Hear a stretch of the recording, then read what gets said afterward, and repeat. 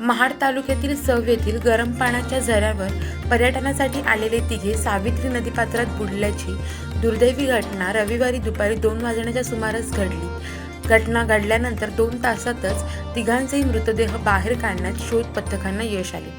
मुनव्वर शहाबुद्दीन नालबंद वय वर्ष 38, दिलावर शहाबुद्दीन नालबंद वय वर्ष 28 आणि जाहीर झाकीर पटेल वय वर्ष 28 अशी या मृत पर्यटकांची नावे असून हे महाबळेश्वरचे रहिवासी आहेत। महाबळेश्वर येथील मुनव्वर शहाबुद्दीन नालबंद यांची पत्नी नसीम मुनव्वर नालबंद आणि त्यांची 3 लहान मुले, मुनव्वर यांचा भाऊ दिलावर आणि त्याचा मित्र जाहीर झाकीर पटेल हे सर्वजण महाड येथील सव गरम पाण्याच्या झऱ्यावर पर्यटनासाठी आले होते।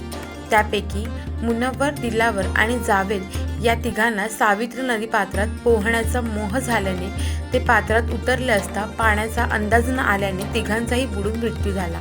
याबाबत माहिती मिळताच तात्काळ Salunke rescue team, seascape, adventure soul, आपदा मित्र तसेच दासगाव येथील भोई ग्रामस्थ यांनी घटनास्थळी धाव घेतली। या पथकांनी शोध मोहीम राबवून सायंकाळी 5 वाजेपर्यंत तिघांचे मृतदेह बाहेर काढण्यात यश मिळवले।